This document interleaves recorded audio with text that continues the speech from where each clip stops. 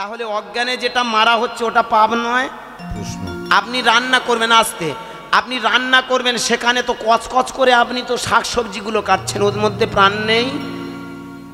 যে মাছটা মারছেন, মাছে যদি প্রাণ থাকে, ভাববেন কথাটা, মাছে যদি প্রাণ থাকে, কি একটা গরু ছাগল হাঁস মুরগির ভিতরে যদি প্রাণ থাকে, তাহলে যে শাক সবজিগুলো কচকচ করে কেটে নিচ্ছি ওর মধ্যে প্রাণ নেই? প্রশ্ন বোঝার আছে? তাহলে রাস্তা দিয়ে সেই যে প্রতিদিন জ্ঞানে অজ্ঞানে একটা কথা, এই জন্য একটা কথা বলি, আপনারা ভেবে দেখবেন, আমাদের শাস্ত্রে একটা জায়গায় লেখা আছে জীব হত্যা মহাপাপ। আমার একটা প্রশ্নের উত্তর দেবেন, কথাটা সত্য কিনা, সত্য না মিথ্যা আমরা কোনোদিন যাচাই করেছি কি? জীব হত্যা মহাপাপ মানে কি? যদি কেউ মাছ মারে সেটা পাপ, যদি কেউ মাংস খায়, যদি মুরগি মারে পাপ, যদি গরু ছাগল হাঁস মুরগি মারে সেটা পাপ, এটাকে মহাপাপ বলা হয়। তাহলে ভালো করে ভেবে দেখুন, তাদেরও যেমন প্রাণ আছে, আমরা যে সবজি টবজি খাচ্ছি সবটার ভিতরে প্রাণ আছে তো নাকি? প্রশ্ন আস্তে, কথাটার মধ্যে দারুণ একটা অর্থ লুকিয়ে আছে। একটা কথা জানবেন, লাইফ বিগেটস লাইফ, যেমন মানি বিগেটস মানি, টাকা টাকা বৃদ্ধি করে, টাকা টাকা বৃদ্ধি করে না, মানি বিগেটস মানি। আপনি 10 লাখ টাকা নিয়ে ব্যাংকে রাখবেন, প্রত্যেক মাসে মাসে বাচ্চা পারবে না? তাহলে মানি বিগেটস মানি, টাকা টাকার জন্ম দেয়। ঠিক তেমন লাইফ বিগেটস লাইফ, প্রাণ প্রাণের বাঁচিয়ে রাখে, প্রাণ প্রাণকে জন্ম দেয়। আমার বাবা মায়ের প্রাণ ছিল বলে তাই তো আমি জন্মেছি নাকি? বাবা মায়ের প্রাণ আছে বলে তাই তো আমি জন্মেছি, প্রাণ থেকেই তো প্রাণের জন্ম হয়। তাহলে ভালো করে ভেবে দেখুন, আমরা যে খাবার খাচ্ছি সেই প্রাণ ও প্রাণকে বাঁচিয়ে রাখে। এক কথায় এই যে কথাটা আমি জানি না আপনারা কিভাবে যাচাই করেন বুঝি না, এইটুকু মনে রাখবেন, যদি কেউ বলে জীব হত্যা মহাপাপ, আমি মনে করব এটা একেবারে মিথ্যা কথা। জীব হত্যা মহাপাপ নয়, আপনি বেঁচে থাকতে যেটা প্রয়োজন সেটা আপনাকে খেতে হবে। প্রশ্ন খাদ্য খাদকের সম্পর্ক, যেটা প্রয়োজন নেই সেটা যখন তুমি মারছো সেটাকে পাপ বলা। কি বাবা, আমার আদৌ প্রয়োজন নেই, সেই যে প্রয়োজন নেই, সুতরাং অকারণে মেরে কোনো লাভ আছে কি? তাহলে সেই জায়গায় ভালো করে ভেবে দেখুন, জ্ঞানে অজ্ঞানে এ কথাটা আদৌ ধর্তব্যের নয়, এটা আমরা কোনোদিন বোঝার চেষ্টা করিনি। ওই জীবত্তা মহাপাপ আসলে কি বলার দরকার বলতে হয়? কিছু কিছু কথা আছে জানেন, আমরা শাস্ত্রে বলার দরকার বলি। এই যেমন একটু আগে আমি বলে গেলাম ভগবান দর্শন হবে, একজনা কেউ বলুক, আমি না হয় অভক্ত। এখন মঠ মন্দিরে চৈতন্যের তো অভাব নেই, মঠ মন্দিরে বাবাজি বৈষ্ণবদের তো অভাব নেই। নিমাই চাঁদের পরে চৈতন্যের হার বেড়ে গেছে, মালা তিলকের হার বেড়ে গেছে, প্রচুর হারে ভক্ত। আমি অভক্ত, আসতে বলে দেবো, সব না বলে কেন যাচ্ছি না, বসুন, নিশ্চয়ই বসবো, বলো একদম। আপনি নিরামিষ খান নাকি আমিষ খান? না না, আমি আসতে, আমার এইবার একটা প্রশ্ন, আমার আগে আপনি প্রশ্ন করেছেন, আমার প্রশ্নের উত্তর দিন। যেটা বলবো আপনি বলবেন, আপনার প্রশ্ন আমি উত্তর দেবো। না দিয়ে এখানে বেরোবো না, জুতো রেডি করুন, মালা তৈরি করুন, আমার গলায় ঝুলিয়ে দেবেন। না উত্তর দিয়ে আমি এখানে আসিনি, কলা পাতা লেখাপড়া শিখে আসিনি, কথাটা ভাববেন। আপনি কি খান আগে বলুন, নিরামিষ খান না আমিষ খান? প্রশ্ন নিরামিষ খান, আমিষ খান না তো? আসতে, কোনটা আমিষ আর কোনটা নিরামিষ? আমি প্রশ্ন করেছি, আপনি আমি নিরামিষ, তর্ক যখন শুরু করেছেন আপনি বলুন।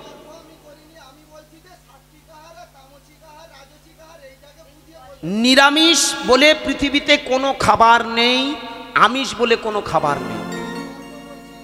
না ঠিক আছে, বসুন, আমি বলবো, বলে যাব। আমি বলছি তো, যদি না বলতে পারি রেডি করবেন, আপনার জুতোটা রেডি করবেন, গলায় দিয়ে নেব। আস্তে, না বলেই যাচ্ছি না, সব আমি বুঝতে পেরেছি আপনি কোন লাইনের মানুষ। দেখুন, আন কথায় কান দেবেন না, আন কথায় কান দেবেন না, কান দিলে মানও যাবে প্রাণও যাবে। আস্তে, এইবার তাহলে ওনার কথায় আমি অবশ্যই যুক্তি দেবো। এই কথার পরিপ্রেক্ষিতে বেরিয়েছে যেটা, দেখুন আমি বলতে চেয়েছিলাম যে জীব হত্যা মহাপাপ, উনি জানি সেই মার্গের মানুষ, উনি যেখানে যান সেই কথাগুলো শোনেন, যে এখানে কথাগুলো হলো কি, কেউ যদি মাছ মারে তাহলে সে পাপ করেছে, মহাপাপী, যে মাংস খায় সে পাপী, এই সবগুলো আমরা ব্যাখ্যা শুনেছি। আজকের একটা কথা আমি এখানে প্রথমেই বলে রাখি, আমিষ নিরামিষ বলে পৃথিবীতে কোনো খাবার হয় না, প্রধানত নিরামিষও নয় আমিষও নয়। অ্যাকচুয়ালি খাবারটাকে 3টে ভাগে, উনি সেটা বলেও দিয়েছেন, সাত্ত্বিক, তামসিক আর রাজসিক। যে খাবার খাওয়ার পর তোমার হিউম্যান বডিটা সুস্থ থাকে, আপনারা এখানে যদি কোনো বায়োলজির সাবজেক্ট মানে স্টুডেন্ট থাকেন, জিওলজি বায়োলজির যদি স্টুডেন্ট থাকেন, বিশেষ করে আপনি বায়োলজির যদি স্টুডেন্ট হন, আমি 100% শিওর হয়ে বলতে পারবো মানুষের দুটো খাবার কিন্তু প্রধান খাবার। ভাববেন আমার কথাটা, জিওলজিতে বলছে মানুষের প্রধান খাবার হলো দুটো, একটা হলো ভেজিটেবল, একটা হলো ফ্রুট, সবজি আর ফলমূল। এই দুটো খাবার কিন্তু আমাদের স্টমাক, আমাদের লিভার বা আমাদের পাকস্থলী নেওয়ার মতো ক্যাপাসিটি আছে। মাছ মাংস এগুলো আমাদের কিন্তু মানুষের খাবার নয়। কি ভালো করে ভাববেন, যদি খাওয়া হয় তাহলে আমাদের লিভারের উপরে এফেক্ট পড়ে, আমাদের পাকস্থলীর উপরে এফেক্ট পড়ে। ভালো করে ভেবে দেখবেন, আপনি যদি মাংস খান, মাংসটা বিজ্ঞানসম্মত একেবারে ব্যাখ্যা আছে যে বিজ্ঞানসম্মত বলছে এক টুকরো মাংস 72 ঘন্টা আমাদের পাকস্থলীতে থেকে যায়, ও হজম হয় না। কেন মাংস খাওয়া নিষেধ ভালো করে ভেবে দেখুন। আপনি এই মাছ খাচ্ছেন, একটা মাছ হজম হতে গেলে কমপক্ষে 8 ঘন্টা সময় নেয় পৃথিবীতে, জানেন? আপনি যে ডিমটা খাচ্ছেন, একটা ডিম খেলে আমি 100% শিওর হয়ে, এবং শুধু তাই নয়, পড়াশোনার মাধ্যম দিয়ে আমি এখানে জেনে কথাগুলো বলছি, একটা ডিম যদি খান কমপক্ষে 10 ঘন্টা আমাদের পাকস্থলীতে থাকে। ভাববেন, মাংস যদি খাওয়া হয় 72 ঘন্টা অপেক্ষা করে হজম হয়। অ্যাকচুয়ালি মাছ মাংস ডিম এগুলো আমাদের পাকস্থলীতে অনেক অপেক্ষা করে। এইবার বলুন, সব থেকে তাড়াতাড়ি হজম হয় জল। 1 মিনিটে কিন্তু জলটা আমাদের তাড়াতাড়ি বেরিয়ে যায়। আপনি জল খাবেন, জলটা এমন একটা খাবার যেটা সব থেকে কুইক সার্ভিস দেয়, এর থেকে আর কিছু নেই। মানে এত তাড়াতাড়ি হজম হয়, এত তাড়াতাড়ি আমাদের দেহের যে সেন্টারে চলে যায়, যার যেখানে যাওয়ার দরকার সেখানে চলে যায়, সব থেকে হলো জল। এইবার ভাবুন, এই যে মাংসটা আমরা যখনই খাই, মাংসটা খেলে কি হয়, হয়তো আমরা প্রোটিন পাই, কিন্তু আমাদের দেহের উপরেই এফেক্ট পড়ে। কীরকম এফেক্ট পড়ে? 72 ঘন্টা হজম হয় না। এইবার বলুন, একটা খাবার খাওয়ার পরে আমরা কমপক্ষে 3-4 ঘন্টা পরে আবার খাই, কি বাবা, তাই না? আমরা খাবার খাচ্ছি, এই খাবারটা ওই খাবারের উপরে গিয়ে পড়লো, এটা হজম হলো না, অথচ সেই খাবার সেটা দেখা গেল আবার তার উপরে আমরা চাপিয়ে দিই। এইভাবে পচতে থাকে, ভিতরে আমাদের ওখানে পচন ক্রিয়া হয়, হতে হতে আস্তে আস্তে আমাদের ওই জায়গাটা অ্যাসিডিটি হয়ে যায়, অম্ল হয়ে যায়, গ্যাস হয়ে যায়, আর সেই সঙ্গে ভালো করে ভেবে দেখবেন কিছুদিন পরে আস্তে আস্তে আলসা হয়ে যায়। আমাদের এই নাড়িতে অনেক ধরনের ঘা সৃষ্টি হয়। অ্যাকচুয়ালি এই খাবারগুলো আমাদের সহজ খাবার নয়, এইগুলোকে তথাকথিত আজকের দিনে আমরা আমিষ বলে আখ্যা দিয়েছি। আর নিরামিষ খাবার কোনটা? যে খাবারটা 3 ঘন্টার মধ্যে, এই জন্য ডাক্তাররা বলে না 3 ঘন্টা 4 ঘন্টার মধ্যে আপনি খাবেন। আপনি দুপুরে যখন খাচ্ছেন, 12টার সময় ভাত খাচ্ছেন বা 1টার সময় ভাত খাচ্ছেন, আপনি গুনে গুনে ধরুন 1টার সময় আপনি খেলেন, 2টো 3টে 4টে 5টার মধ্যে আপনার হালকা খাবার প্রয়োজন আছে। বিকেলে ওই জন্য হালকা খাবার খেতে পারে না, ভালো করে ভেবে দেখবেন। আবার বলছি, চেষ্টা করো রাত 8টার মধ্যে, মানে ভালো করে ভাববেন, দুপুর 12টায় যদি খাওয়া হয়, 4টের সময় হালকা টিফিন, রাত 8টার মধ্যে খাবারগুলো আমাদের খেয়ে নিতে হবে। এইবার খাবার খেয়ে যখন আমরা ঘুমিয়ে পড়ি, তখন কিন্তু খাবারটা আমরা যখন বেঁচে থাকি, ভালো করে বেঁচে থাকা মানে জেগে থাকা, কি ঘুমানো মানে মরে যাও, কি এই যে 4 ঘন্টা অন্তর অন্তর আমরা খাবার খাবো, এই সবজি, এই ফ্রুট, এটা হলো 3 ঘন্টার পরে আবার কিন্তু সে আমাদের লিভারটা, মানে আমাদের বিশেষ করে পাকস্থলীটা ফাঁকা হয়ে যায়, আর ফাঁকা হয়ে গেলে ওই খাবারটা খেলে আমরা সুস্থ থাকি। অ্যাকচুয়ালি সাত্বিক খাবার সেটাকে বলা হয় যে খাবার খেলে আমাদের হিউম্যান বডিটা সুস্থ থাকে। তামসিক খাবার সেই খাবারটা বলা হয় যে খাবার খেলে আমাদের দেহে অম্ল অ্যাসিড তৈরি হয়ে যায়। এই যে পান্তা, অতিরিক্ত টক জাতীয় খাবার, অতিরিক্ত টক জাতীয়, অতিরিক্ত এই যে টক পান্তা, এগুলো খেলে কি হয়, আমাদের আস্তে আস্তে দেহে অম্ল জাতীয় খাবার আমাদের শরীরের ক্ষতি করে। এগুলো তামসিক খাবার হিসাবে আখ্যা দেওয়া হয়েছে। এবং রাজসিক খাবার কোনটা, ভালো করে ভেবে দেখবেন। আমরা এই যে মাছ মাংসগুলো খাচ্ছি, ক্ষণিকে আমাদের হয়তো একটা প্রোটিন তৈরি করে দেয়, কিন্তু আমাদের দেহের সেটা বেশিক্ষণ, ভেবে দেখবেন, বারবার যখন আমরা ওই খাবার খাবো, সেটা কিন্তু আমাদের লিভারের ক্ষতি। এই জন্য এই খাবারগুলো, রাজসিক হোক তামসিক খাবার, এই খাবারগুলো আমাদের খাবার নয়, খাওয়া উচিত নয়। এই জন্য সাত্বিক খাবার খাওয়া হয়। এইবার বলি, সাত্বিক খাবার মানে এই নয়, আস্তে একটা কথা মনে রাখবেন, সাত্বিক খাবার খেলে যে আপনি পুণ্য করছেন, সাত্বিক খাবার খেলে যে আপনি ভগবান পাবেন, এটা মূর্খদের কথা। প্রশ্ন, কেউ যদি বলে আমি নিরামিষ খাচ্ছি আমি ভগবান দর্শন হবে, যারা মাংস খাচ্ছে ভগবান দর্শন হবে না, এটা মূর্খের কথা। কারণ একটা কথা জানবেন, খাবারের সঙ্গে ভগবানের কোনো সম্পর্ক নেই। একদম ঠিক। খাবারের সঙ্গে তোমার দেহের সম্পর্ক, একদম। দেহের ক্ষয়ক্ষতি হতে পারে। কোথায় গেল বাবাজি? আসবে? ও বলে চলে গেছে। আচ্ছা বলে গেছে, ভালো হয়ে গেছে। যাক, আমি অনুরোধ করবো, দেখুন আমার কথার মধ্যে তর্ক নয় বাবা, আমি সিদ্ধান্তে আসতে চাই। কি বাবা, এগুলো আমাদের মানব জীবনে প্রয়োজন আছে। কিন্তু কেউ যদি বলে যে নিরামিষ না খেলে ভগবান মিলবে না, এটা 100% মিথ্যা। একদম ঠিক। সেই খাবার খাও, ওই খাবার যেটা তোমার দেহের পক্ষে উপকার। কি মায়ের, এটাই বলা। কিন্তু তাই বলেই না, তাহলে বলুন না, যারা তারাপীঠে আছে, যারা তারাপীঠে আছে মাংস খাচ্ছে না, মাংস খেয়ে তারা সাধনা করছে না, তাহলে ওরা কি সাধক নয় নাকি? তোমরা চৈতন্যকে নিরামিষ খাচ্ছে বলে তোমরা বড় বড় সাধক হয়ে গেছো। যাও না তারাপীঠে গিয়ে। ভক্ত আর এর কথা বলছি না। আমার নরেনের কথা ভাবুন, নরেন ছাগলের মুড়োটা নিয়ে রান্না করে খেয়েছে, তাই দেখে তো পাড়ার সকলে সব হিট হিট করেছে। রামকৃষ্ণ ঠাকুরের কাছে এসে বলছে, হ্যাঁ গো, ইয়ে তোমার কেমন ভক্ত, কেমন ছেলে, এই তোমার ছাত্র, এই তোমার শিষ্য, এই তোমার ছি ছি ছি ছি। একটা সাধক হয়ে, হ্যাঁ সাধক হয়ে আজকের কিনা একটা খাসির মাথা সে টুকরো করে সেটা রান্না করে খেয়েছে, এ কেমন ভক্ত যে সাত্বিক খাবার খায় না? রামকৃষ্ণ ঠাকুর হাসতে হাসতে তখন বললেন, যেদিন নরেনের মতো মন তৈরি করতে পারবি সেদিন শখ খেয়েও সাধন ভজন করা যায় না। এখানে প্রশ্ন, হ্যাঁ বাবা, আমার নরেনের মতো মন তৈরি কর, খাবার কি খেলি সেটা বড় কথা নয় রে, আগে নরেনের মতো মন তৈরি। আর আজকের ভক্তমণ্ডলী বাবা মায়েরা, আমরা মন তৈরি করার জন্য ওইসব খাবার খাই, কিন্তু তথাকথিত আজকের দিনে আমরা ধর্মযাজকরা এমন ভাবে ব্যাখ্যা করি যেটা বেশিরভাগ মানুষ আর মেনে নিতে পারে। বলুন, আপনি একটা সংসারী মানুষ এসে যদি রাতারাতির বেলায় মাছ মাংস না ছাড়লে ভগবান মিলবে না, আপনি ভয়ে পড়েন না বাবা, ভগবান দর্শনের দরকার আছে, কারণ পৃথিবীতে এই তো কদিন পরে হরি বল হয়ে যাবে। আপনি ভয়ে ভয়ে নিরামিষ খাচ্ছেন, এটা প্রয়োজন নেই। আপনাকে জোর করে প্রেসার ক্রিয়েট করা হয়েছে না, এটা নয়। আপনাকে বলতে হবে না, আপনার দেহ আস্তে আস্তে ত্যাগ করে দেবে, দেবে না? বলুন না, একটা ইয়ং বয়সের একটা ইয়ং ছেলেকে যদি 2 বাটি মাংস দেওয়া যায় সেটা দেবে, খেয়ে নেবে না? কিন্তু একটা বুড়ো মানুষকে 1 টুকরো মাংস দিন, এমনকি শেষ দিনে ভালো করে লক্ষ্য করে দেখবেন। আপনারা এখানে বারব্রত করেন, বারব্রতও করতে লাগে না, আমাদের বারব্রত করিয়ে নেয়। প্রকৃতি বলছে আমি তোমাকে বারব্রত করিয়ে নেব, কিভাবে জানো? যেদিন তুমি বিছানায় শুয়ে থাকবে। কি মায়েরা, কি বাবা, যেদিন আমাদের শেষ সময় আসবে দেখবেন, হয়তো এমন একটা সময় আসবে 3 দিন 4 দিন আপনি আর কিছু ভিতরে দিতে পারবেন। প্রকৃতি তোমাকে বারব্রত করিয়ে নিচ্ছে তো, ভেবে দেখবেন আমার কথা। যত বৃদ্ধ হবেন ভেবে দেখবেন, এখানকার এই যে খাবারগুলো আমরা তামসিক খাবার, রাজসিক খাবার বলছি, এই খাবারগুলো আস্তে আস্তে আর বৃদ্ধ বয়সে আমাদের শরীরে টানবে না।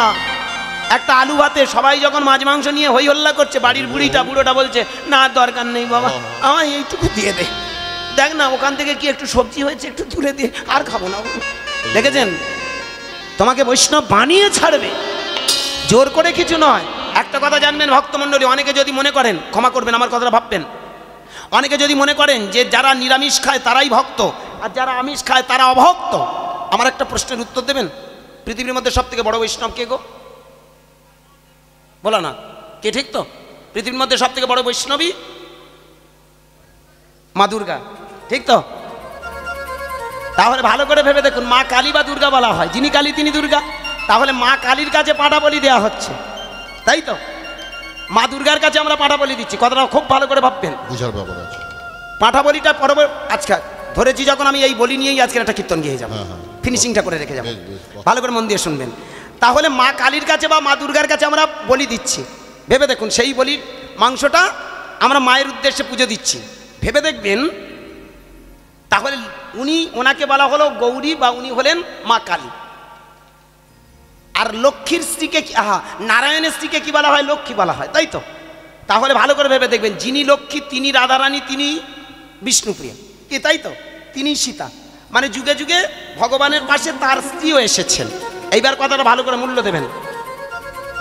আমরা যদি বৈষ্ণব হয়ে রাধা কৃষ্ণের পুজো করি, যারা শাক্ত ভক্ত মা কালীর পুজো করছে, তারাও তো দেখুন মা দুর্গার কাছে গিয়ে প্রণাম করছে। প্রণাম মন্ত্রটা কি দেখুন তো, সে যদি মাংস দিয়ে পুজো দেয় এই কথাটা প্রণাম করে কি বলে, ওং সর্বমঙ্গলে শিবে সর্বার্থ সাধিকে শরণ্যে ত্রম্বকে গৌরী নারায়ণী নমস্তুতে। কি বোঝাচ্ছে বাবা? কথাটা ভালো করে মাপবেন। ওং সর্বমঙ্গলে শিবে সর্বার্থ সাধিকে শরণ্যে ত্রম্বকে গৌরী গৌরী নারায়ণী। কি তাহলে নারায়ণীটাকে নারায়ণের স্ত্রী তো নারায়ণী।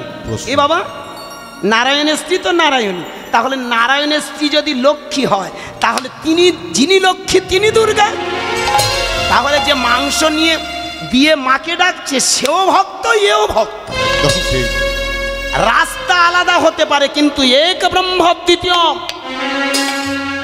আমি আসবো দুধবেশালী গ্রামে, এখান থেকে আমি ওই ঝিনকির বা হাটের ওপর থেকে আসতে পারি, আবার এদিকে আমার ওদিকে টপকে আমি উচ্চখালির ব্রিজ টপকে এপার দিয়ে আসতে পারি।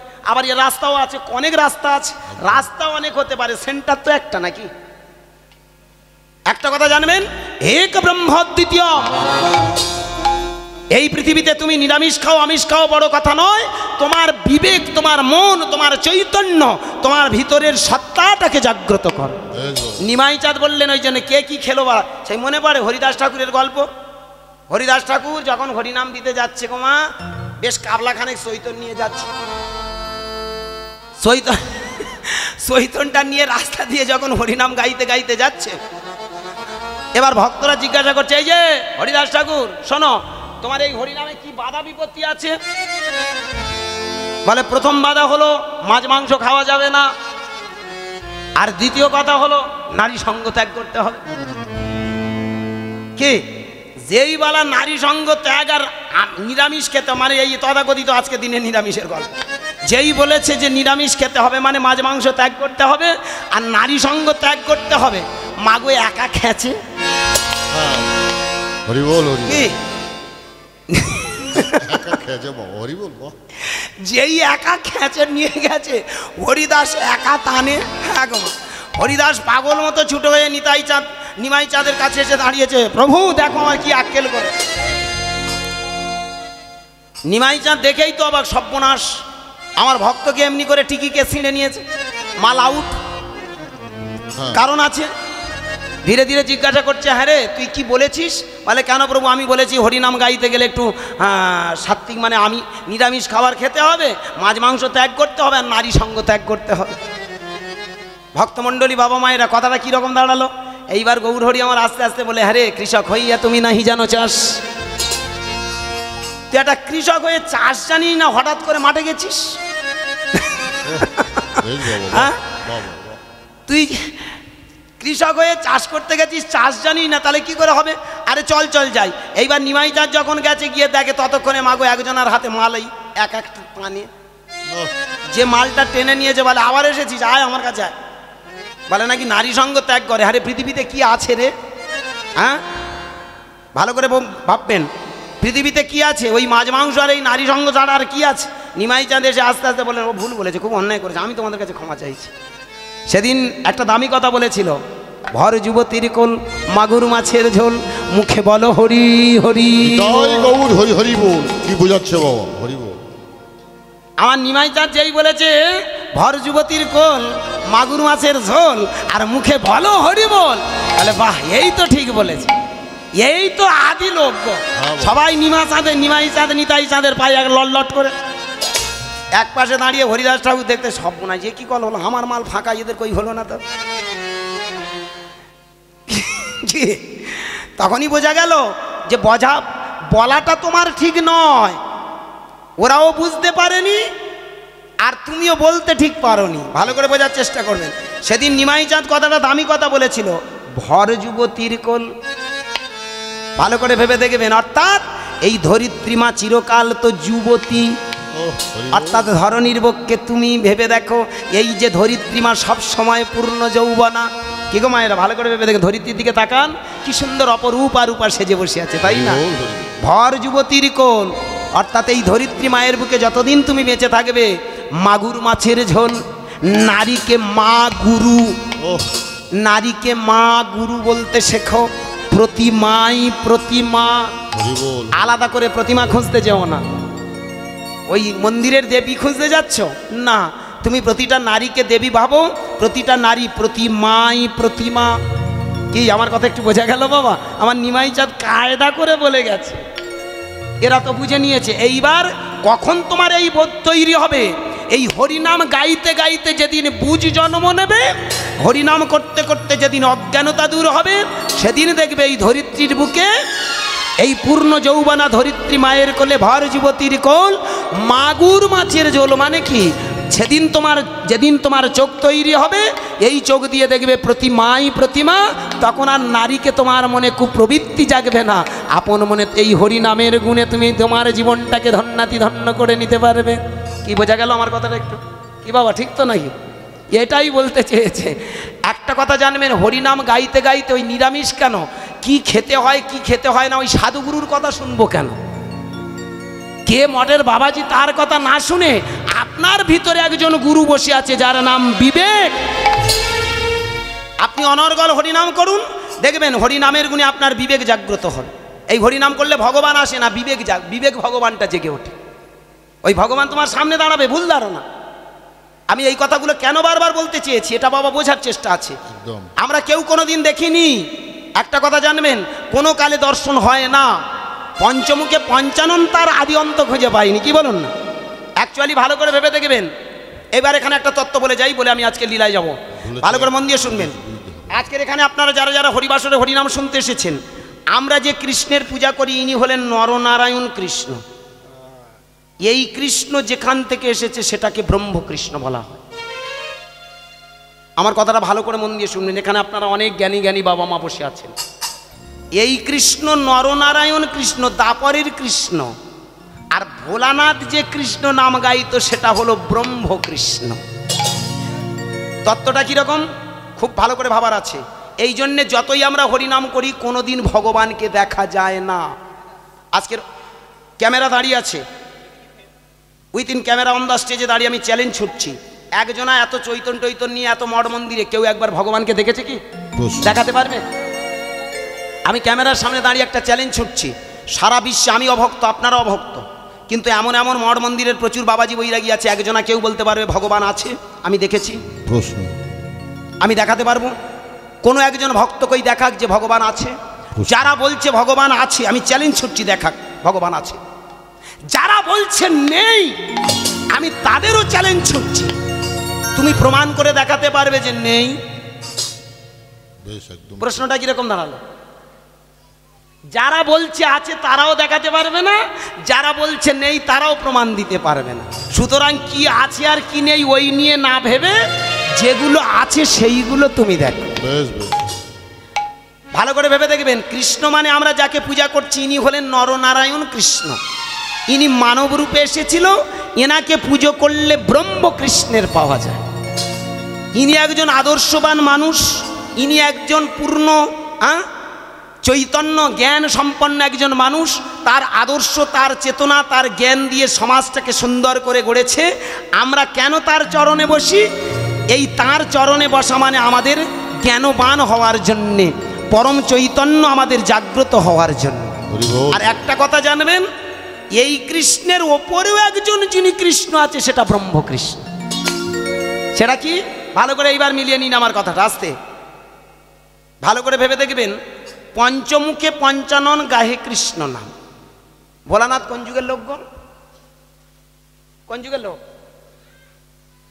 বলা যাক, ভোলানাথ কোন যুগে বাস করত?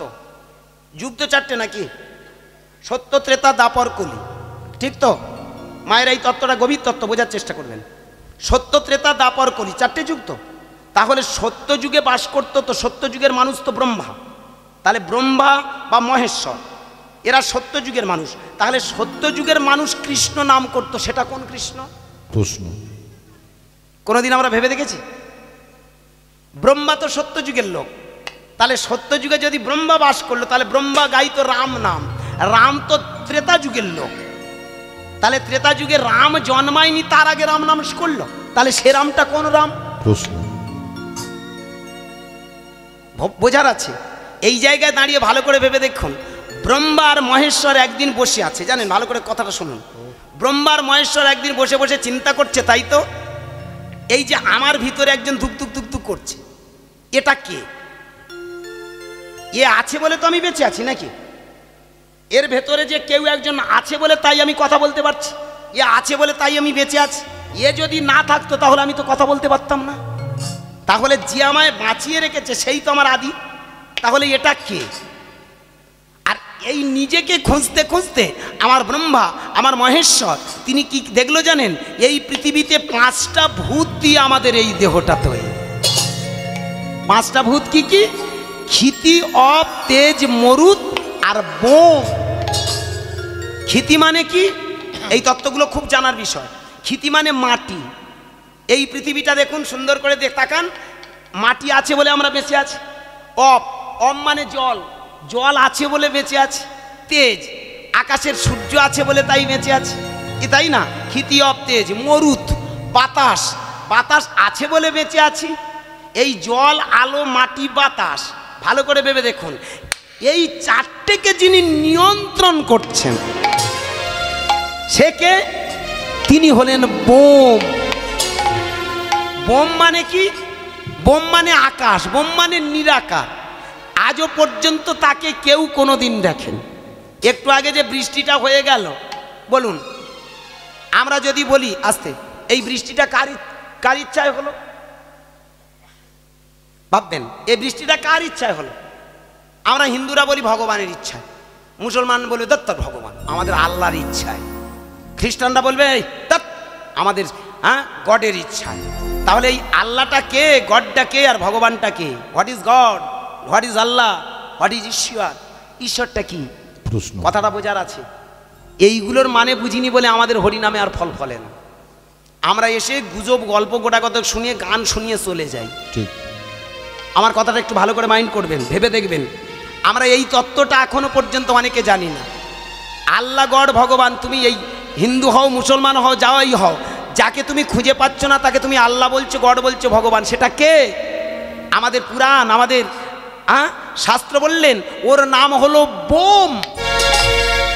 বয়কার্ম বোম, বোম মানে পটকা বা বাজি, কিন্তু বয় জফলাও কর্ম বোম। বোম মানে নিরাকার, বোম মানে আকাশ। এখান দিয়ে আকাশের দিকে তাকান, নীল মনে হচ্ছে, তাই তো, কিন্তু আপনি যত যাবেন কিচ্ছু খুঁজে পাবেন, কিছু খুঁজে পাবেন কি? যত আপনি উপরে যাবেন দেখবেন নিরাকার, কিছু নেই, ফাঁকা ফাঁকা ফাঁকা, শূন্য। এই যে মহা গ্যালারি, এই যে মহাবিশ্ব, এটা হলো শূন্য। অথচ ভালো করে ভেবে দেখুন, he is conscious and she is conscious. কথাটা ভালো করে ভেবে দেখবেন, সে পুরুষও নয় আর প্রকৃতি নয়, অথচ তিনি একজন চৈতন্য সম্পন্ন। একটু কথাটা ভাববেন, গভীর তত্ত্বের কথা। তাহলে সেই যে নিরাকার চৈতন্যটার নাম আমার ভোলানাথ বললেন ওর নাম কৃষ্ণ। ভাববেন, ওই যে নিরাকার অথচ অসীম অনন্ত, ওই যে নিরাকার চৈতন্য, ওর নাম হলো কৃষ্ণ। আমার ব্রহ্মা ওর নাম দিল, ওর নাম রাম। কথাটা ভাববেন, কত বড় গভীর তত্ত্ব। ওই হলো রাম, ওই হলো কৃষ্ণ, মহাপূর্ণ শক্তি। আবার রাম মানে অসীম, আমরা রাম মানে দশরথের ছেলে ভাবি, আবার রাম মানে তিনি হলেন অসীম অনন্ত নিরাকার ব্রহ্ম। এই জন্যে ভালো করে ভেবে দেখবেন, রাম জন্মায়নি, রাম কথাটা প্রথমে দিয়েছিল কার কানে? রত্নাকরের কানে। কি তত্ত্বটা ভালো করে বুঝে নিন, রত্নাকরের কানে প্রথমে রাম কথাটা দিল। তাহলে সে রাম কোন রাম? তখন তো রাম জন্মায়নি। ও রাম কোন রাম? এই রাম কথার ভিতরে দেখুন, রাম রাম। যেমন আমার ভোলানাথ বসে বসে পঞ্চমুখে পঞ্চানন গাহে কৃষ্ণ কৃষ্ণ কৃষ্ণ। ও পৃথিবী হলো ওম, ওম। ভালো করে ভেবে দেখুন, ওম, ওমটাই হলো আদি ব্রহ্ম, সৃষ্টি স্থিতি প্রলয়। সেই ওম হলো নিরাকার, ওম হলো পূর্ণ ব্রহ্ম। কৃষ্ণ মানে সেই অসীম অনন্ত পূর্ণ চৈতন্য পূর্ণ ব্রহ্মটাই হলো কৃষ্ণ, যেটা চোখে দেখা যায় না অথচ তিনি সর্বশক্তিমান। আর আর সেই সর্বশক্তিমানের কি এক খণ্ড আমাদের ভিতর, যেটাকে বলা হয় আত্মা। আমার কথাটা একটু ভাববেন, আমাদের ভিতরে যে আত্মাটা আজও পর্যন্ত কেউ চোখে দেখেছে কি? কেউ দেখেছে? একটা ফোনে যদি দেখবেন 50,000 টাকার যদি ফোন হয়, তার যদি ব্যাটারি না থাকে সারানা দাম নেই। কি ওই ব্যাটারিটা যদি খুলে নেওয়া যায়, ও ফোনটা সব বেকল। আমাদের ভেতরে যেটা আছে ওটা যদি না থাকে, আমাদের এই হিউম্যান বডিটাই বেকল, মূল্যহীন। তাহলে সেটা কে? তাই তো চৈতন্য মহাপ্রভু বললেন, তোমার ভিতরে এই আত্মস্থ হয়ে দেখো, এই কৃষ্ণ এই রাম আত্মদর্শন হবে, এই কৃষ্ণের দর্শন হবে, তোমার ভিতরে পূর্ণ জ্ঞানের দর্শন হবে, চেতনার দর্শন হবে। কি বোঝা গেল আমার কথা? এগুলো গভীর তত্ত্বের কথা। আজকের দিনে এগুলো আলোচনা করা হয় না বলে, আর আমরা করি না বলে কীর্তনের আমরা রস খুঁজে পাই। ওই আসি রামের গল্প, শ্যামের গল্প, যদুর গল্প, এই কলাকচুর জন্ম। কি কদিন আগে আমি আপনাদের পাশেই তো গিয়ে গেলাম, দেখেছেন যেই কাঁচকলার গল্প করেছি সব শুনে সন্তুষ্ট, যেই কাঁঠালি কলার গল্প। আজকের পেঁয়াজের গল্প করে যাবো, বলুন পেঁয়াজটা কেন আমিষ? এখন বলবো না পরে বলবো? পরে বলবো আমা, পরে বলবো, এখন পালায় চলে যাই। ভালো করে ভেবে দেখুন, তাহলে ভালো করে ভেবে দেখবেন, সেই যে ঈশ্বর, সেই যে কৃষ্ণটা কি? সেই কৃষ্ণ হলো নিরাকার কৃষ্ণ। এই জন্য ভালো করে তাকান, আমার কৃষ্ণের গায়ের দিকে তাকান তো। কৃষ্ণের গায়ের বর্ণটা কি? নীলবর্ণ তো। আচ্ছা মায়েরা, কোনো মানুষের গায়ের বর্ণ ওরকম হয় কি? ভাববেন, একটা মানুষ কালো হয়, ফর্সা হয়, শ্যামলা বর্ণ হয়, তা ওই রকম কালার হয় কি? কি বলুন না? মানুষ কালো হয়, বলে বাবা আমাদের পাড়া সেই তারাপদর কি চেহারা রে ভাই, শ্যামপদ, বাবা শ্যামপদ তো শ্যামপদ টায়ার কালার। কি মানুষ কালো হয়, ফর্সা হয়, শ্যামলা বরণ হয়, কোনোদিন ভেবে দেখেছেন ওই রকম কালার হয় কি? এটা দিয়ে কি শেখায়? ইনি নররূপে এসেছেন, কিন্তু ইনি হলেন সেই যে পূর্ণ ব্রহ্ম। এটা দিয়ে সেই অসীম অনন্তের সাংকেতিক চিহ্নটা দেখানো হয়। ইনি হলেন সেই অসীম অনন্ত রং স্বরূপ, পূর্ণ রূপ। কি আমার কথা একটু বোঝা গেল? যদি বুঝতে পারেন ভালো। নিতাই গৌর হরি বল। এই জন্য ভালো করে ভেবে দেখবেন, আমার নিমাই চাঁদ এসে বললেন, এই আত্মতত্ত্ব জ্ঞান আহরণ হয় অনর্গলে যদি কৃষ্ণ নাম গাও, অনর্গলে যদি হরি নাম গাও, তাহলে তোমার মানব জীবন ধন্য হয়ে যাবে। তোমরা গাহো গাহো কৃষ্ণ নাম, মধুর নাম, হরি নাম। গাহো গাহো কৃষ্ণ নাম, হরি নাম, মধুর নাম। গাহো গাহো কৃষ্ণ নাম, মধুর নাম, হরি নাম। গাহো গাহো কৃষ্ণ নাম,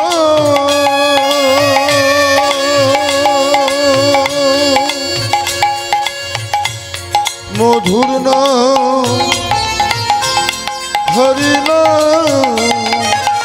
পথ চলিতে আর বলিতে, নিতাই হরি হরি। পথ চলিতে আর বলিতে, পথ চলিতে আর বলিতে, পথ চলিতে আর বলিতে।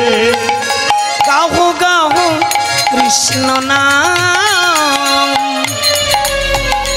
মধুর নাম, হরি নাম।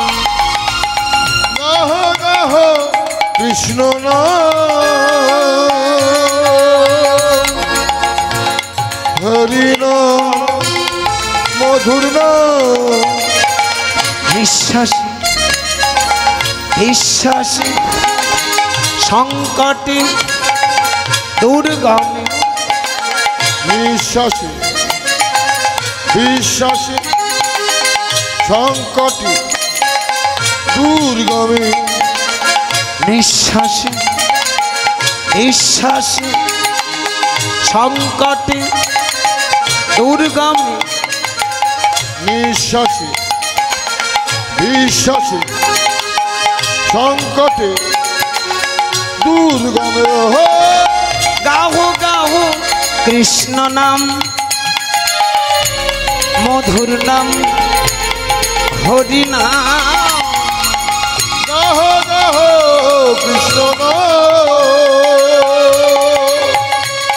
মধুর নাম হরি নাম পথ চলিতে আর বলিতে হৃদয় গৌর হরি হরি আর বলিতে পথ চলিতে আর বলিতে পথ চলিতে আর বলিতে